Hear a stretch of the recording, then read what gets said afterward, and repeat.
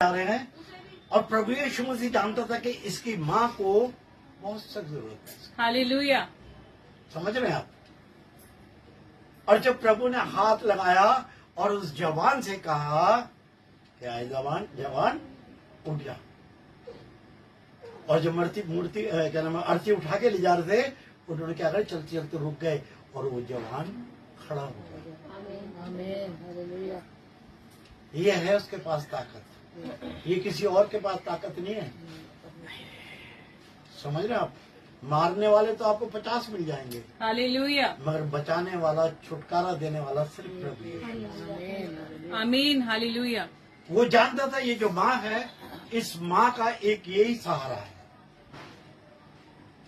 वो जानता था इस बात को। और प्रभु ने आरती जा रही है, हमारे सामने जाती है, बहुत ज्यादा होता तो हम हाथ जोड़ लेते हैं। बड़ा एक आदर होता है, क्योंकि एक इंसान हमारे सामने चल फिर रहा हो, चाहे हम नहीं भी जानते हो, तब भी किसी आरती जाती होती है तो हम उसको एक दूसरे उसमें हम सलाम करते हैं उसे कि भाई अब ये इंसान, इसकी जिंदगी पूरी हो गई है। प्रभु यीशु मसीह भी ऐसा कर सकते थे, मगर प्रभु यीशु मसीह हमारी जरूरतों को और हमारी उसको जानते हैं। वो जानते थे ये जो माँ है ना, इसके पास इसके अलावा कोई और सहारा नहीं है। प्रभु यीशु मसीह जो बता रहे हैं कि स्वर्ग और पृथ्वी का सारा अधिकार मेरे हाथ में, इससे बड़ा अधिकार किसी के पास नहीं था और ना है। मुर्दे को जिंदा करने, जिंदा को मुर्दा करने का पास तो सबके पास अधिकार है।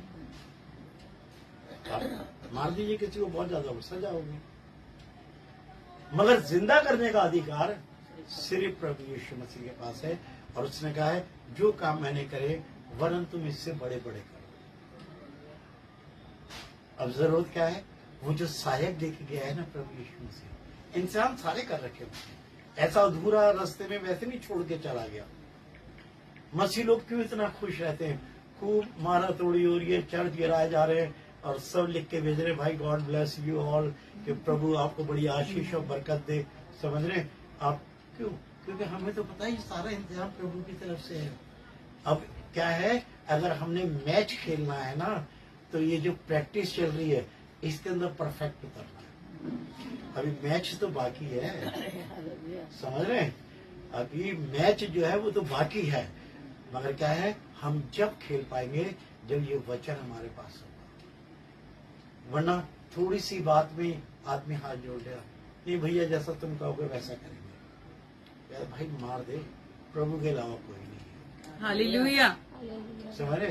क्योंकि तुम मेरे शरीर को मार सकता, मेरी रूह को नहीं मार सकता। और मेरी रूह का इंसाफ होगा ऊपर।